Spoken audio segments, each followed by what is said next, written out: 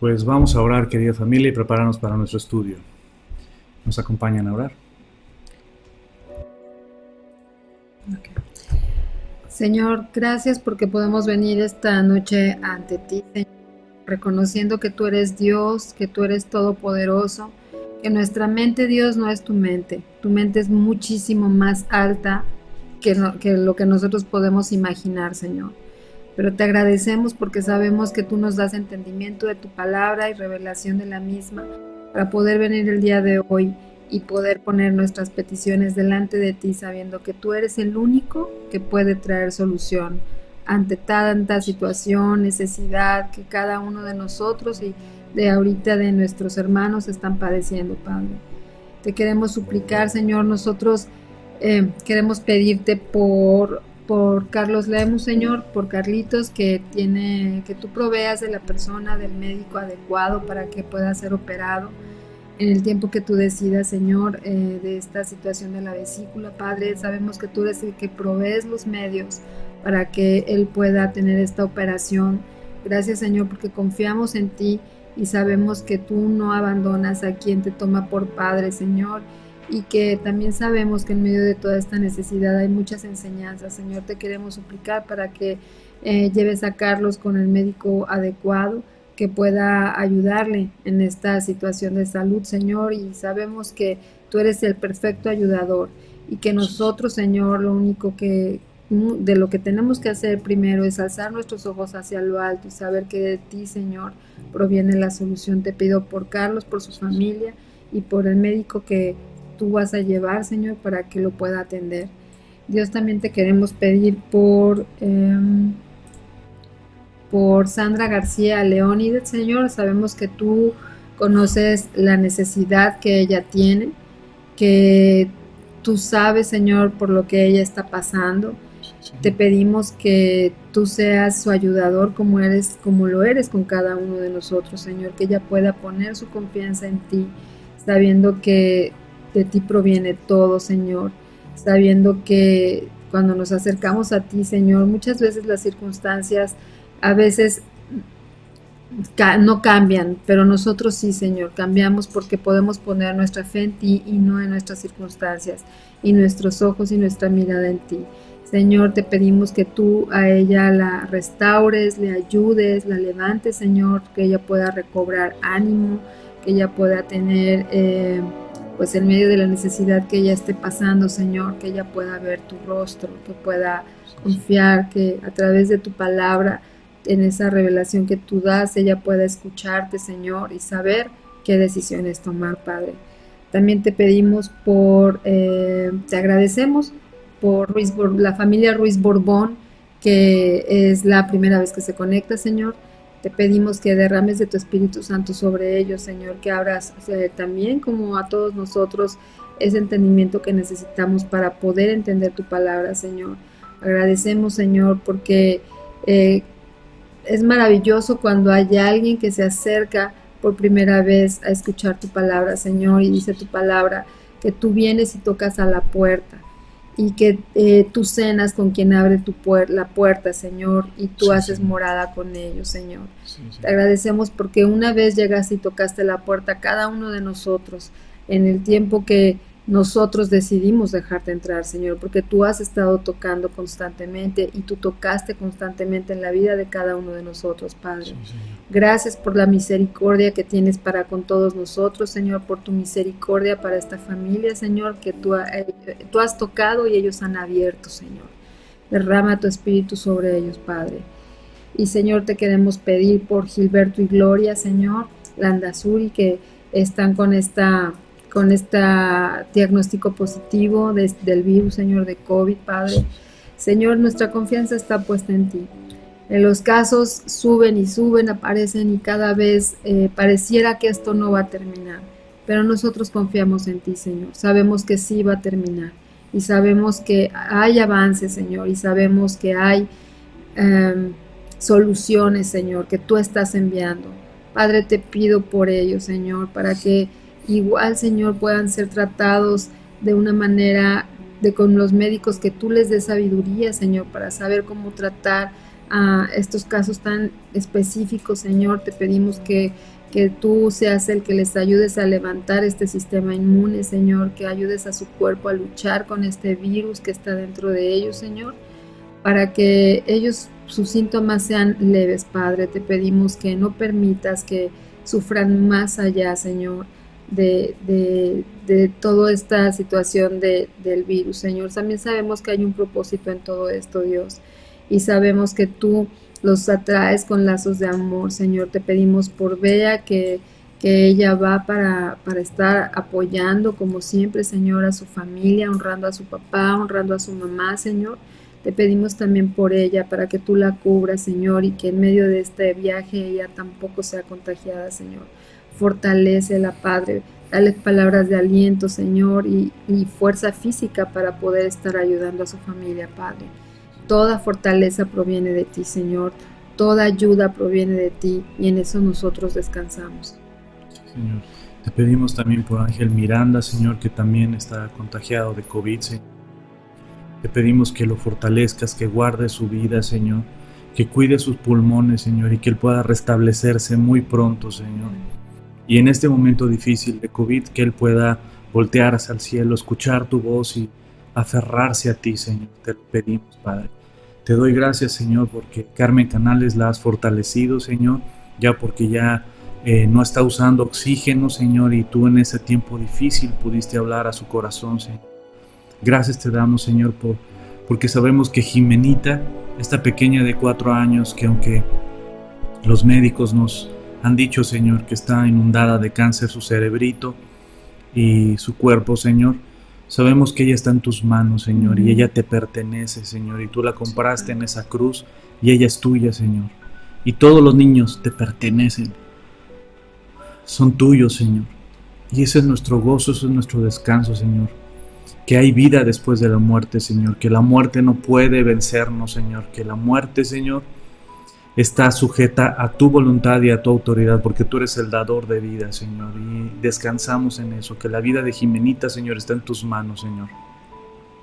También, Señor, te pedimos por ese lugar para la iglesia, Señor, que nos permitas tener un lugar, Señor, para podernos reunir, alabar tu nombre, exaltar tu nombre, reunirnos como familias, como amigos, para buscar tu rostro, Señor, y que sea un lugar de refugio, un lugar de descanso, un lugar de un hospital celestial, Señor, donde haya restauración para matrimonios, para familias, para padres e hijos, para vidas enteras rescatadas, Señor, para tu gloria, Señor, donde sea una casa de oración, Señor, donde sea un lugar donde tu nombre sea exaltado y tu palabra sea predicada, Señor.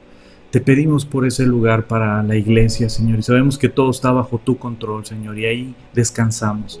Y te pedimos por cada uno de los que estamos conectados ahorita para que preparen nuestros corazones y nuestro entendimiento, y tu Espíritu Santo abra nuestro entendimiento para entender y vivir tu palabra, y no ser oidores, sino que seamos hacedores de tu palabra, Señor. Sí, todo esto te lo pido en el nombre de mi precioso Salvador, Cristo Jesús. Amén. Amén.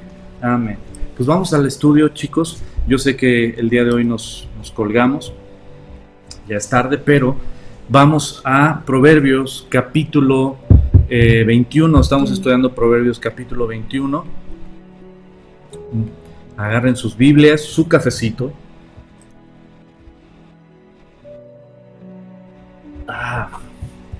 Qué rica, ¿no?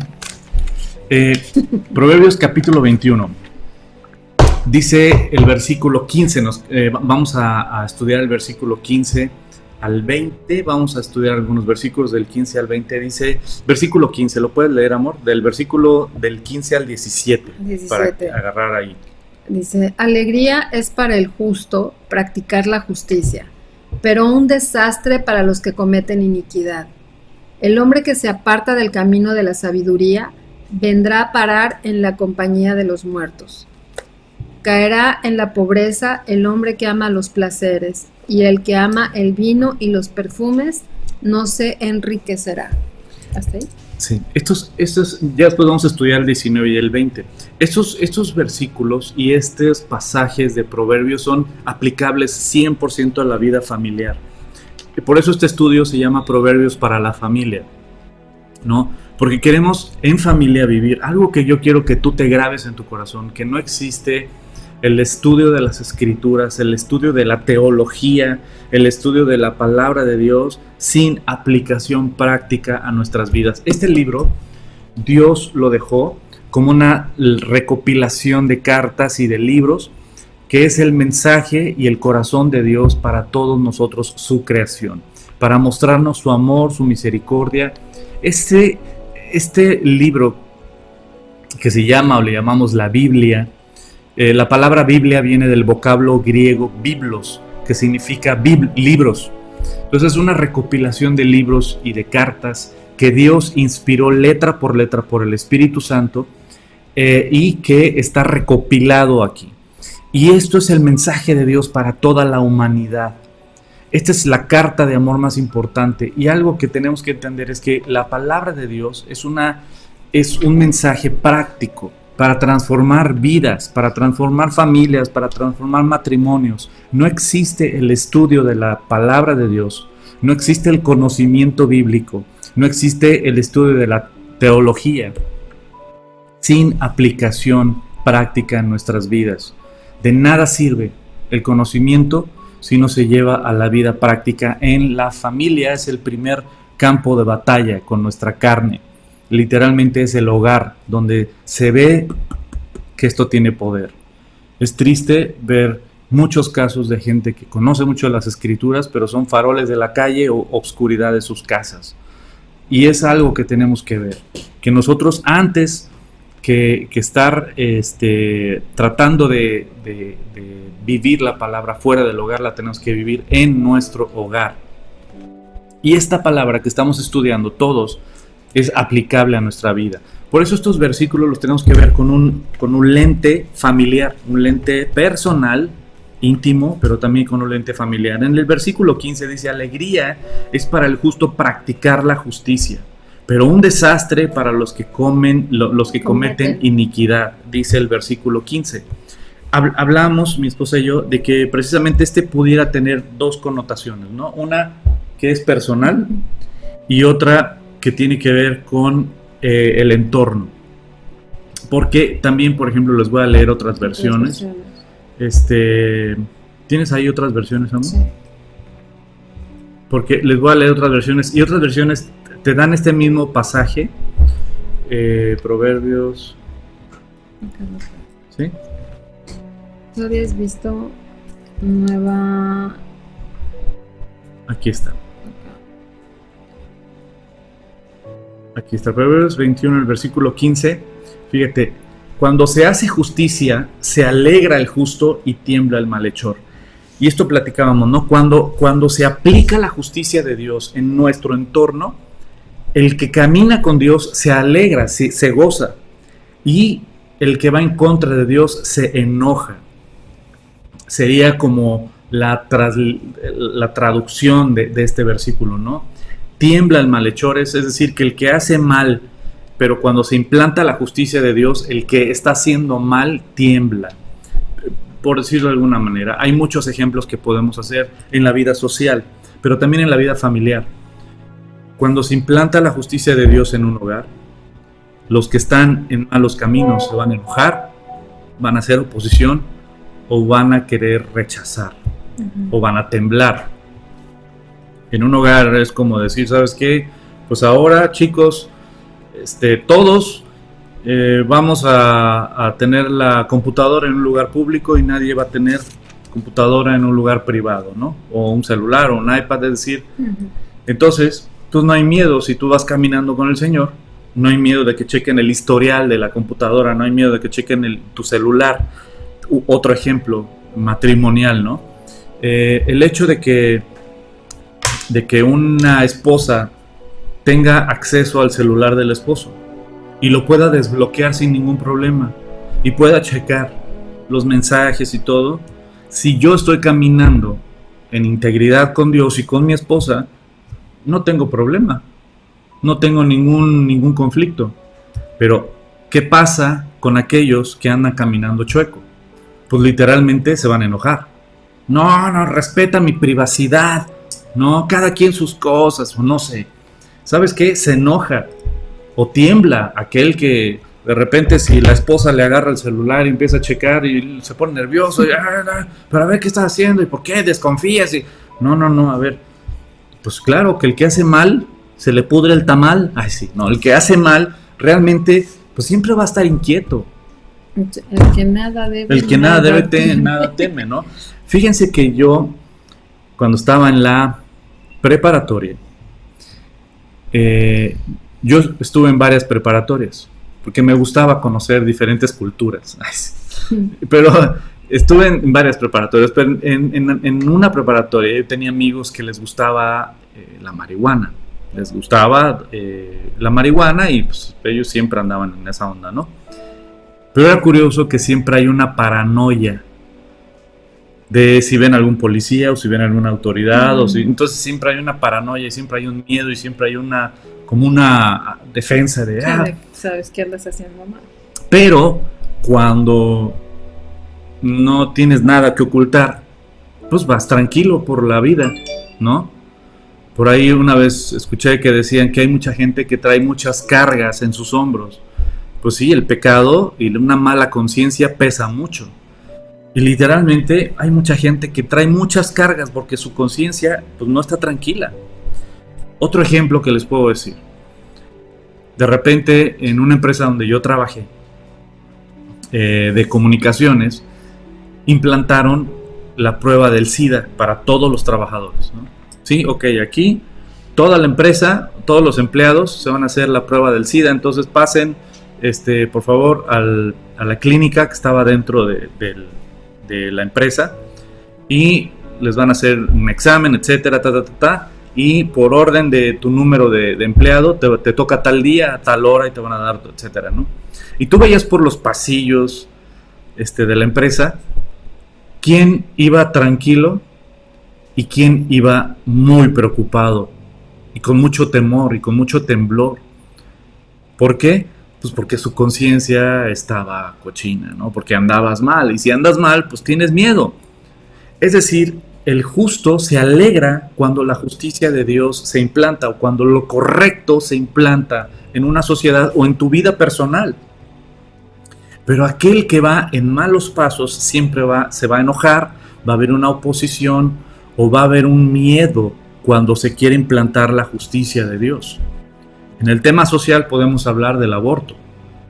Es triste ver que hay muchas personas que están tratando de implantar el aborto, el asesinato a bebés, y hacen manifestaciones, hacen movimientos, hacen grupos, ejercen mucha presión a los políticos. Hay políticos que son pro aborto, pro asesinato, y podemos ver que literalmente cuando la ciudadanía, los hijos de Dios, nos levantamos y no nos quedamos calladotes, sino alzamos nuestra voz, vamos al Congreso como ya lo hemos hecho en varias ocasiones, alzamos nuestra voz, hablamos, escribimos en las redes sociales que estamos a favor de la vida y no a favor de la muerte y del asesinato de bebés, de los que no se pueden defender.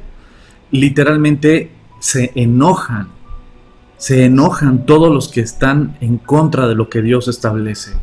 Y así nos podemos seguir con ejemplos. ¿Sabes qué? Cuando se implanta la justicia de Dios en una persona, puedes, y estás caminando con el Señor, vas con gozo, pero cuando se quiere implantar la justicia de Dios, pero tú estás apartado de Dios, siempre va a haber coraje, va a haber resentimiento, va a haber miedo, inclusive en ocasiones, ¿no? Uh-huh. ¿Quieres comentar algo, no? No. Yo agarro el micrófono y no parezco predicador y no, más bien, ¿no? No. Alegría es para el justo hacer juicio, mas destrucción a los que hacen iniquidad. Ese es el versículo 16. En Proverbios capítulo 14, versículo 12 dice: hay camino que al hombre le parece derecho, pero su fin es camino de muerte. Proverbios 16, 25 dice: hay camino que al hombre le parece derecho, pero al final es camino de muerte. Hablando de este versículo 16, donde dice: el hombre que se aparta del camino de la sabiduría vendrá a parar en la compañía de los muertos. Lo repito: el hombre que se aparta del camino de la sabiduría. Ahora, ¿qué es la sabiduría? aplicar la palabra de Dios, ¿no? En el momento correcto. Pero yo estaba pensando ahorita que decía el hombre que se aparta del camino de la sabiduría. Realmente sabemos que hay una parte de voluntad de nosotros. O sea, no es que Dios nos obliga o Dios escoge por nosotros o es que Dios hizo que no. O sea, realmente es el hombre que se aparta del camino de la sabiduría, es aquel que toma la decisión de no seguir por el camino de la sabiduría. Entonces, dice, vendrá a parar en la compañía de los muertos, ¿no? O sea, finalmente va a traer pesadumbre, va a traer problemas a su vida y demás, ¿no? Pero es una decisión el caminar con el Señor, aprendiendo, adquiriendo esta sabiduría. Vemos en Santiago, y siempre lo repetimos, o yo lo repito mucho, porque lo pido mucho también, es de aquel que se sienta falto de sabiduría, pídala, y el Señor nos la va a dar. O sea, ¿cómo no nos va a dar el Señor? Nosotros también dice la Biblia que pidamos bajo su voluntad y que entonces las cosas nos va a cumplir lo que pedimos, ¿no? Si su voluntad es buena, agradable y perfecta, y es su voluntad que seamos sabios aplicando la palabra de Dios en nuestra vida, nos va a ayudar. Y nos ayuda, o sea, nosotros somos testigos de eso, ¿no? De que nosotros pedimos sabiduría para andar en su camino y el Señor nos da la sabiduría de qué decisiones tomar. Cuando de tu voluntad pasas tiempo en la palabra, como ahorita estamos haciéndolo todos nosotros, abres la escritura, no te entra por un oído y te sale por el otro, sino no se queda como algo que qué bonito se escucha, sino realmente lo tomas, lo meditas, reflexionas sobre estos pasajes y otros muchos que hemos comentado para tu familia, porque es ahorita como lo estamos haciendo, ¿no? O sea, es para la familia, ¿no? Entonces, pensando que es muy fácil, la verdad, ceder nuestra voluntad o no ceder nuestra voluntad a lo que Dios quiere. El principio de la sabiduría es el temor al Señor. Alguien que es temeroso de Dios es una persona sabia. ¿Cómo podemos hablar en términos prácticos, entendibles, qué es el temor de Dios? Mi mamá me decía algo: aunque yo no te vea, Dios te ve. Eso es temor de Dios. Es saber que aunque la gente no me ve, Dios sí me está viendo. Que aunque la gente no me escucha, Dios sí me escucha. Y eso puede ser algo muy bueno, porque sabes que aunque te sientas solo o sola, Dios te ve. Que aunque creas que nadie te escucha, Dios sí te escucha y Él te ama. Entonces es algo hermoso saber que Dios nos escucha en todo momento y que Dios nos ve en todo momento. Es algo precioso. O si andas en malos caminos, haciendo malas cosas, creyendo que la gente no te ve, literalmente debes de tener temor, porque Dios siempre te ve. Y aunque creas que nadie te escuchó, Dios te escuchó. Entonces el temor de Dios es algo maravilloso. El saber que aunque no te vea la gente, Dios te está viendo. El principio de la sabiduría, el principio de una persona sabia es saber que Dios siempre te va a estar viendo. Eso es algo bueno, no es algo malo. Es algo malo si andas haciendo las cosas mal, pero es algo bueno. Es algo bueno si quieres caminar con Dios. Y ese es el principio de la sabiduría. Y por eso dice: el hombre que se aparta del camino de la sabiduría, el hombre que se aparta de tener temor de Dios, el hombre que se aparta de Dios y sus preceptos y mandamientos, vendrá a parar en compañía de los muertos. ¿Y por qué dice en compañía? Porque siempre, como dice Romanos capítulo 1, el apóstol Pablo dice algo que es muy neta. Dice: ¿sabes qué? Los que hacen mal se complacen, se juntan, se reúnen con los que también están en el mismo camino. El borracho se junta con borrachos. El que es adicto a la pornografía se junta con adictos a la pornografía. El que es infiel se junta con infieles. El que es mentiroso se junta con mentirosos. El que es fraudulento se junta con fraudulentos. La pregunta es: ¿con quién te estás juntando el día de hoy? Tus amistades, tu entorno, ¿quién dice que eres? Por eso es muy importante las amistades. Es muy importante las amistades tuyas y las de tus hijos. Ahora, los papás, mamás y papás, podemos tener un tino y un ¿cómo se llama? Colmillo. Un colmillo para las amistades de nuestros hijos, ¿no? Decir, ¿sabes qué? No, mi hija o mi hijo, no, esa amistad no me gusta, esa amistad no tampoco me gusta. Somos muy buenos para eso. Muy tajantes. Muy tajantes y muy buenos para. Pero, ¿qué tal para nuestras amistades? Es un tema que constantemente digo, pero es importante que lo sepamos. ¿Qué tal para nuestras amistades? Tenemos nosotros que ser más tajantes con nuestras propias amistades porque le estamos modelando a nuestros hijos con quién se van a juntar. Un reclamo muy normal de cualquier niño, cualquier adolescente o cualquier hijo es: papá, ¿cómo me vienes a mí a decir? O mamá, ¿cómo me vienes a mí a decir que cuide mis amistades cuando vea a tu amiga, cuando vea a tu comadre, vea a tu compadre, cómo hablan, ve cómo toman, ve cómo hablan, ve cómo se comportan? Esas son tus amistades. ¿Cómo quieres que yo cuide mis amistades o critiques a mis amistades cuando ve tus amistades? ¿Te choca que mi amiga use minifaldas? Cuando tu amiga, que ya tiene 40 años o 50, no sé, usa microfaldas. ¿Sabes qué? Entonces, literalmente hay voces de muchos niños, de muchos adolescentes, de muchos hijos que dicen: papá, ¿te parece que mi amigo es borracho? ¿Qué tal tu compadre? Y somos buenos para fijarnos en la compañía de nuestros hijos o de nuestras hijas, pero a veces somos muy malos y muy ciegos para cuidar nuestro entorno, porque nuestro entorno no solo te va a afectar a ti, va a afectar a tus hijos directamente. Por eso tenemos que cuidar quiénes somos delante de Dios y quiénes son nuestras amistades, porque nuestras amistades van a ser influencia para nuestros hijos y para nosotros. Eso es siempre. Júntate con lobos y aullar se enseñan, o algo así, ¿no? O algo así. O jamás su rama endereza, o se lo lleva la corriente, o algo así.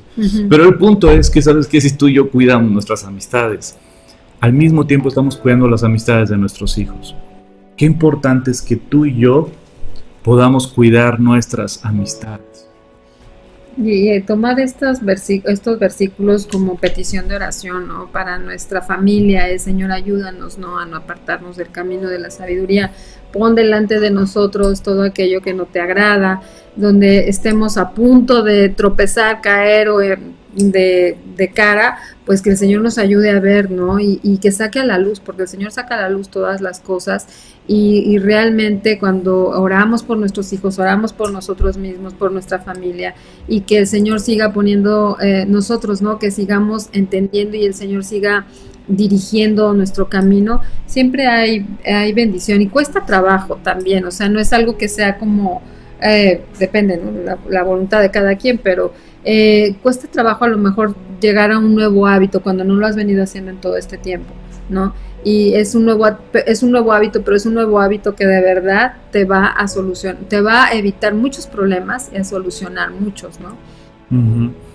Así es que, querida familia, grábate este versículo: el hombre que se aparta del camino de la sabiduría, el hombre que se aparta del temor a Dios, el hombre que se aparta de seguir los preceptos, mandamientos, de creer en el Señor y de obedecer a Dios y ponerte bajo la autoridad de Dios, vendrá a parar en compañía de los muertos. Uh-huh. Tan, tu camino es hacia la muerte, y no solo el tuyo, sino el de tus hijos también, porque los arrastras con las amistades, en compañía de los muertos.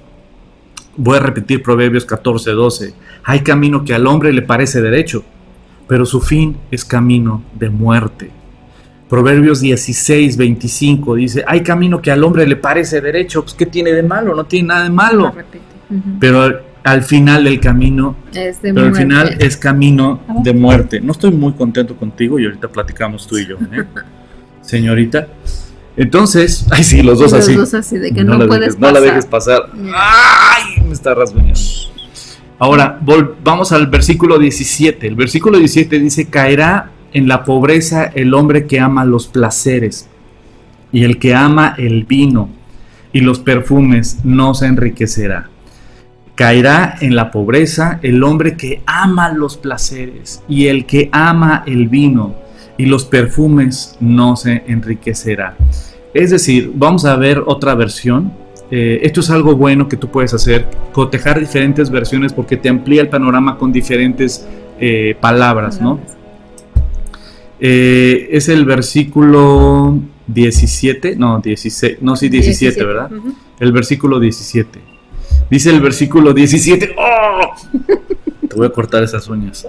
Versículo 17, el hombre necesitado será el que ama el deleite, y el que ama el vino y los ungüentos no se enriquecerá. El que ama el vino y los ungüentos no se enriquecerá. Versículo 17, el que ama el placer se quedará en la pobreza, y el que ama el vino y los perfumes jamás será rico. Y lo podemos sumar, no solo los perfumes, sino también podemos sumar los relojes, los carros, los vestidos caros, las bolsas caras, los viajes y todo. ¿Sabes qué? No tiene nada de malo el tener tus gustos, no tiene nada de malo el que puedas tú darte tus gustitos, ¿no? A mí me encanta el hecho de poder darle lo mejor que puedo a mi hija, a mi esposa, a mi hijo, ¿no? Pero aquí está hablando literalmente de aquel que lo ama. Aquel que ama caerá en pobreza, el hombre que ama los placeres, el que su enfoque, su corazón está en los deleites, en los placeres, en lo que este mundo te puede dar. El que ama el vino y los perfumes no se enriquecerá. Es decir, no es una persona sabia.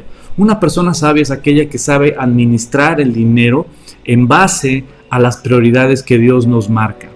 Cuando sigues las prioridades que Dios te marca, serás bendecido económicamente.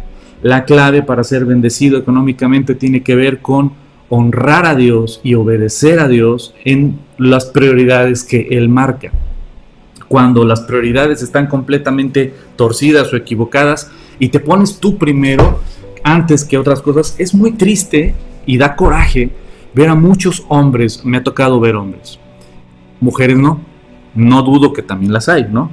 Pero a mí me ha tocado ver hombres que les encanta comprarse cosas para ellos, sus juguetitos de hombres, ¿no?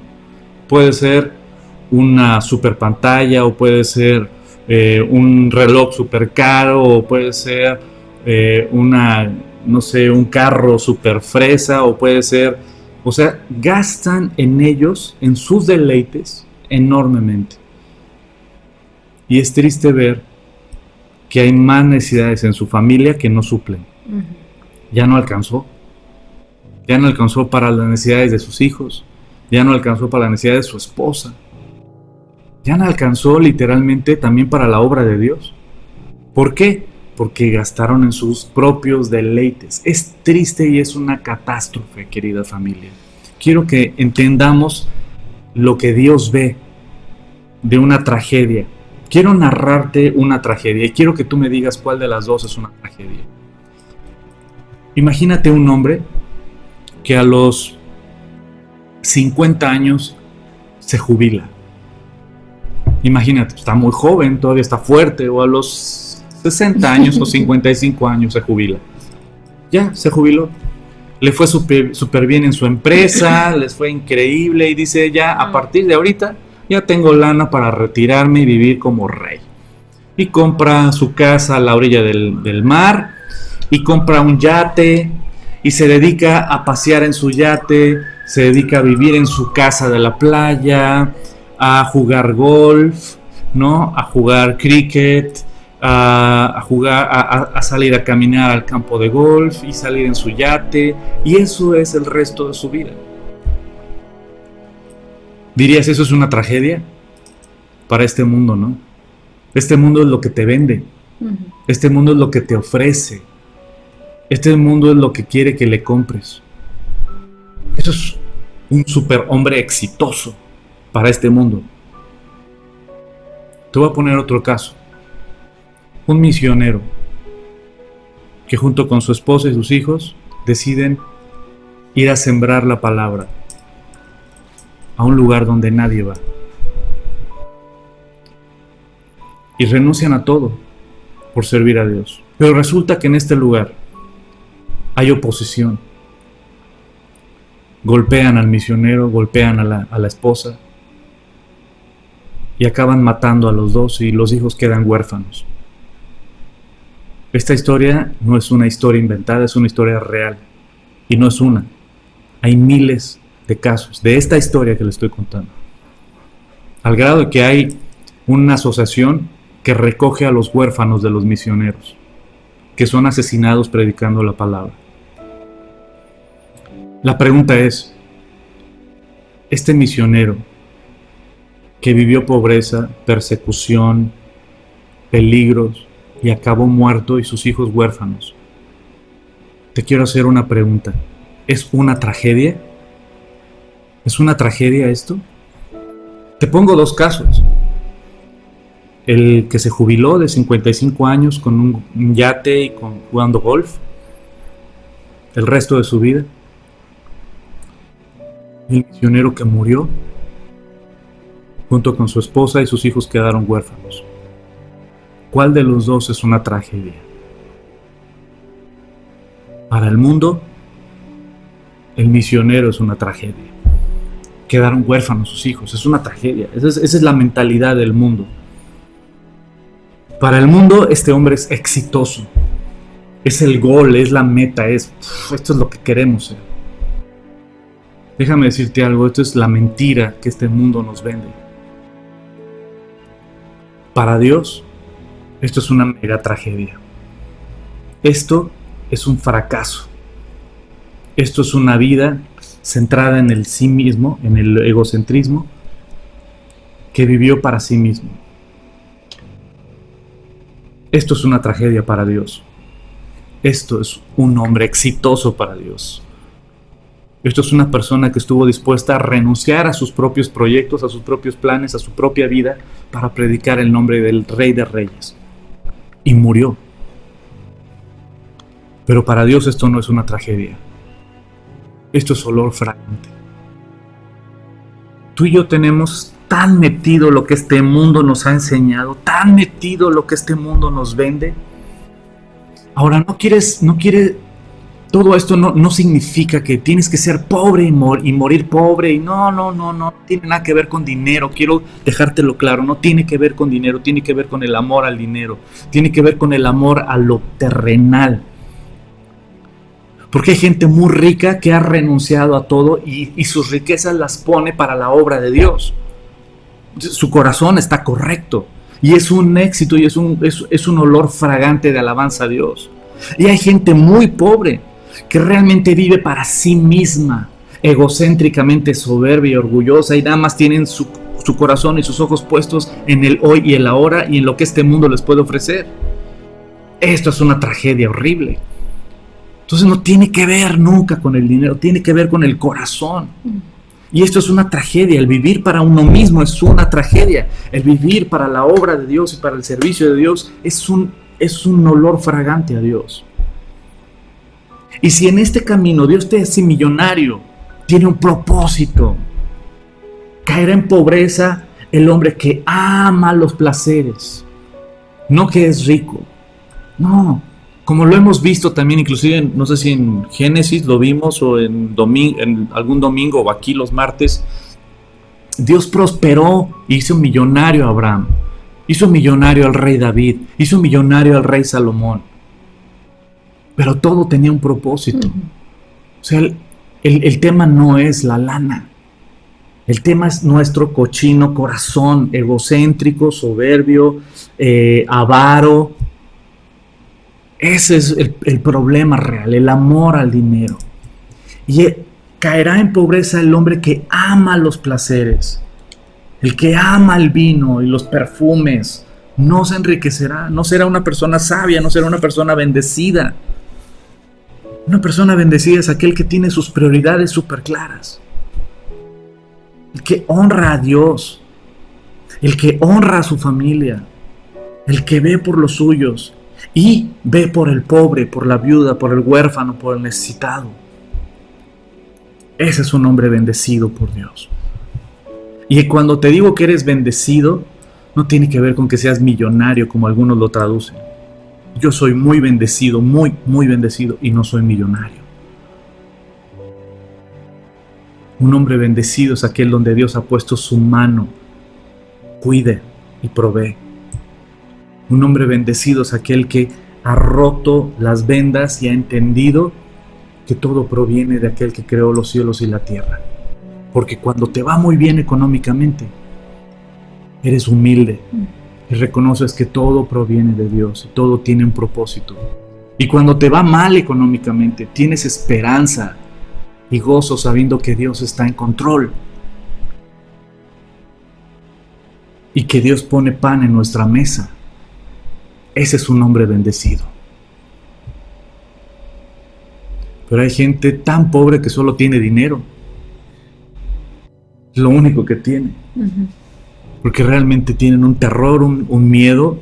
Viven con miedo de que les quiten, de que les roben, de que esto, de que les hagan fraude, de que los agarren, de que les secuestren, de que vive gente en verdad en pobreza espiritual, en pobreza moral.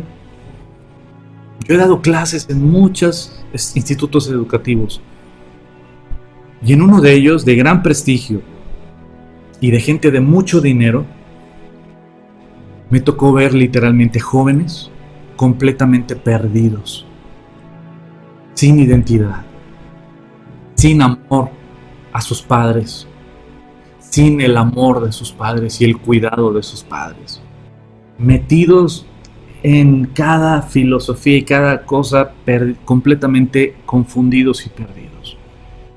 Pero eso sí, en la mejor universidad de Latinoamérica, con una super nave en el estacionamiento y una super ropa de marca, completamente empobrecidos y perdidos. He conocido gente muy humilde económicamente, pero súper rica, con un gozo, con una paz, con una pasión por Dios. Querida familia, la bendición de Dios no solo se limita a lo económico, que forma parte, también lo económico también forma parte. Por supuesto que Dios bendice económicamente, claro que sí, todo proviene de Él. Pero realmente, cuando una persona es enriquecida por Dios y bendecida por Dios, no solo es en el área económica. Qué precioso es saber que Dios ha puesto su mano en tu hogar, en tu familia, y te ha bendecido. Hay paz en tu hogar, hay propósito en tu vida, en la de tu esposa, en la de tus hijos. Hay un hogar, hay un propósito, hay una luz, hay un camino muy claro a seguir. Somos una familia muy bendecida. Y tú y yo somos muy bendecidos al poder dedicarle tiempo así, abiertamente, a tomar un cafecito con el Señor y estudiar su palabra y deleitarnos en su palabra y dejar que su Espíritu Santo y su preciosa palabra lave nuestro entendimiento, lave nuestro corazón y le dé propósito y sentido a nuestras vidas. Somos muy bendecidos. Eres muy bendecido, eres muy bendecida cuando entiendes que todo proviene de Dios. Porque en los momentos difíciles dices, Dios está en control y Dios proveerá en mi mesa el pan y nunca faltará, porque Dios es mi proveedor. Y cuando te va súper bien, dices, Dios me ha bendecido tanto que me ha dado el placer y el honor de poder compartir con el pobre, con el necesitado. Entonces todas las bendiciones tienen un propósito mucho más grande que guardar en la mega alacena. ¿Entiendes? Ah, querida familia, qué precioso. Y ese versículo 17 te habla de una persona que solamente piensa en sí misma, ¿no? O sea, totalmente todo a sus placeres y lo que a él le gusta o lo que a ella le gusta, porque tú hablabas de hombres, pero pues también habemos, ¿no? Hay muchas mujeres que realmente primero son ellas, después ellas y después ellas y ya después el amarse, ese amor tan grande que nos podemos llegar a tener, ¿no?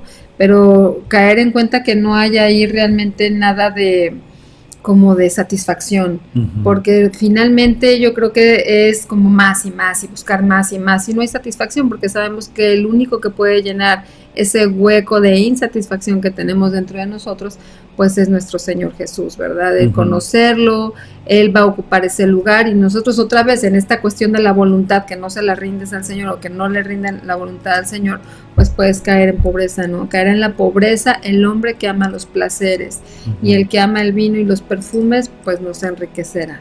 Y fíjate que va de la mano con el versículo 20. Mira, ¿lo puedes leer, amor?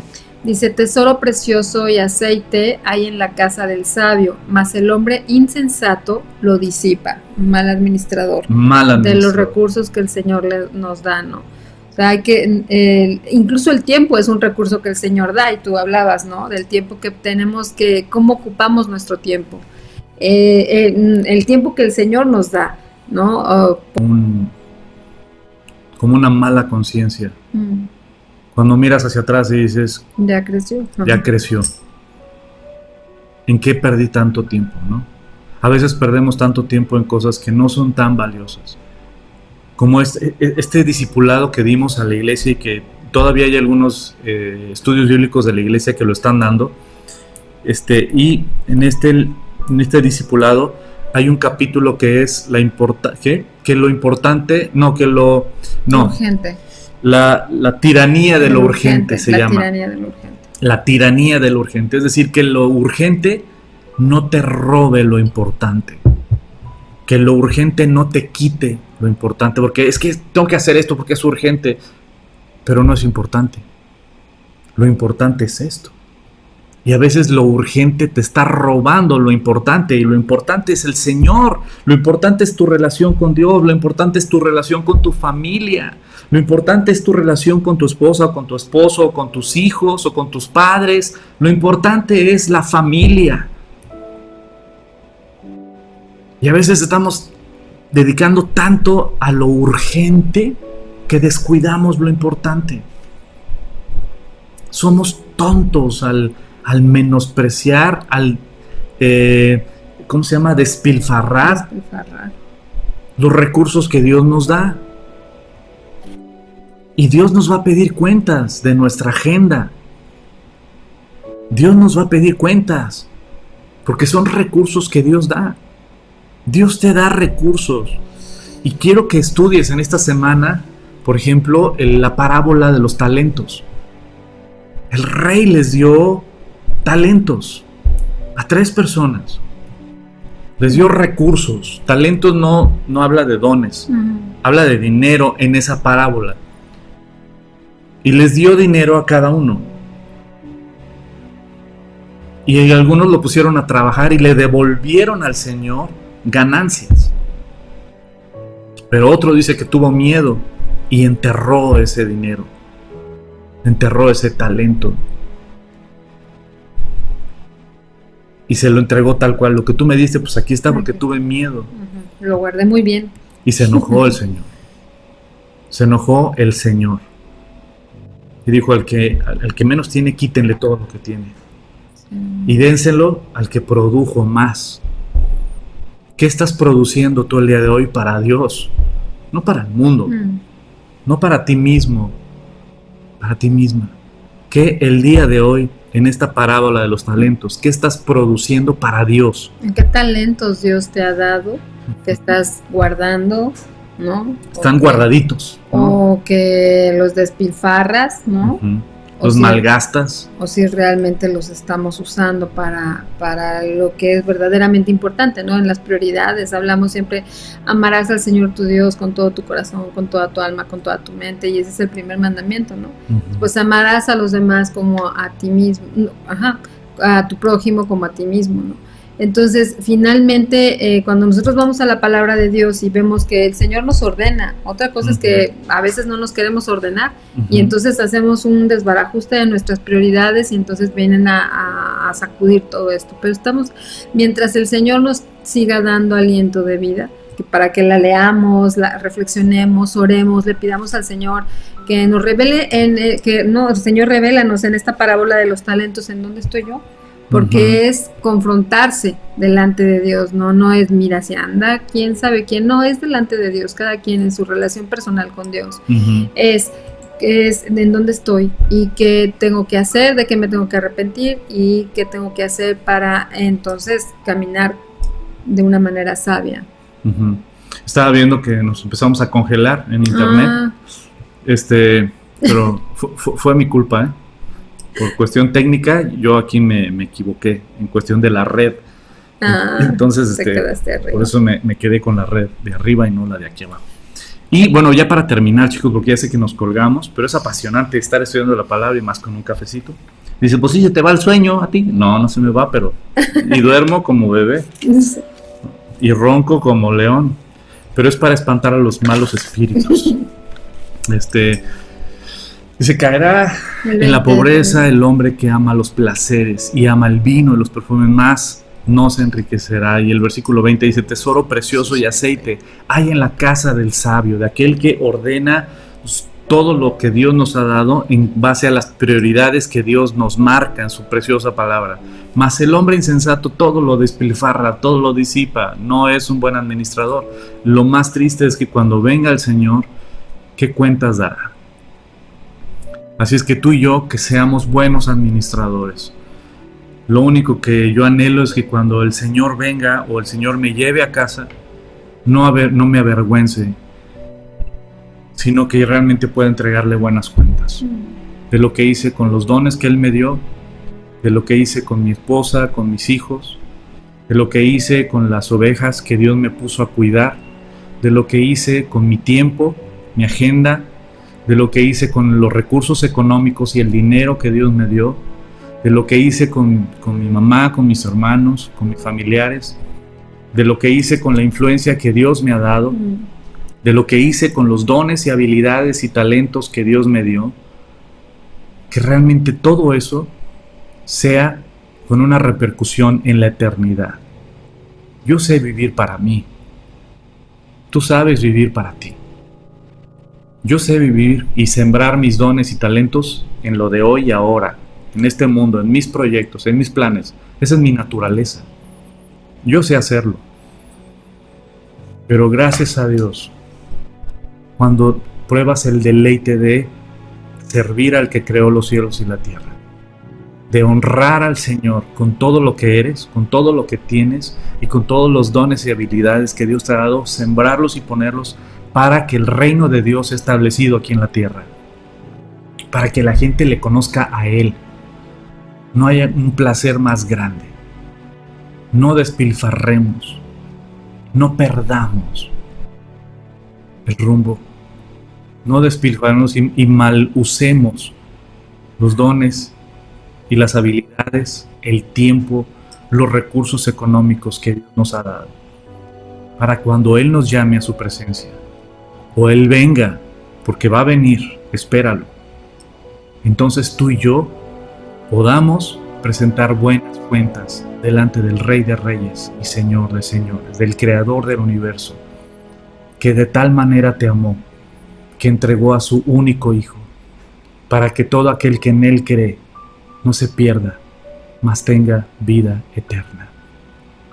Porque Dios no envió a su Hijo para condenar o para juzgar al mundo, sino Dios envió a su Hijo para salvar al mundo. Y en esto consiste el amor, no en que nosotros hayamos amado a Dios, sino en que Él nos amó a nosotros y entregó a su único Hijo para perdón de nuestros pecados. Este es el testimonio que Dios nos ha dado acerca de su Hijo, que el que tiene al Hijo de Dios tiene la vida, pero el que no tiene al Hijo de Dios no tiene la vida. Querida familia, vivamos de una manera que traiga gloria y honra para el que hizo los cielos y la tierra. Ha sido un placer para mi esposa y para mí estar con ustedes esta noche y compartir estos pasajes, seguir estudiando y que Dios siga transformando nuestras vidas. Mi anhelo es que Dios me ayude a morir a mí mismo, porque a veces estoy demasiado vivo. Mi anhelo es que Dios me ayude a morir a mí mismo, para que pueda vivir para Él. Mi anhelo es que cada uno de ustedes puedan vivir para aquel que hizo los cielos y la tierra. Sus vidas van a ser transformadas. Ya viviste para ti mismo. Ya sabes lo que es eso. Y qué satisfacción hay ahí. Como bien dijo mi esposa, nada nos satisface, nada nos llena. No importa cuánto dinero tengas, cuánto éxito tengas, cuántas fiestas, cuántos amigos, cuánto sexo, cuánto alcohol. No importa siempre va a haber un vacío que nada lo llena. Pero cuando Cristo llega a nuestras vidas, realmente lo llena todo en todos. Y el Señor va a regresar. ¿Lo estás esperando? Y algo que es seguro es que todos vamos a ir para allá. Todos. No existe uno que diga, no, yo aquí los espero. No, bro. Perdón, todos vamos payasito.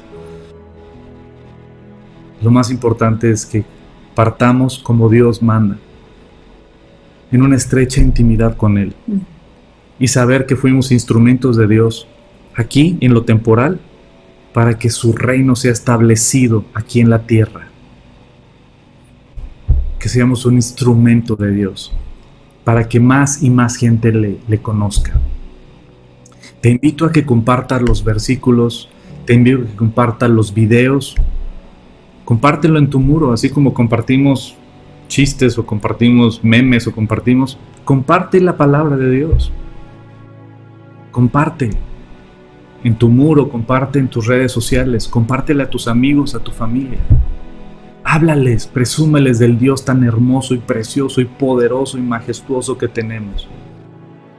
Es precioso caminar con Dios. Y, querida familia, estamos para servirles. Que cenen muy rico, y si ya cenaron, buen provecho. Que descansen. Sigamos orando por toda esta petición de oración que tuvimos al inicio. Sigamos orando.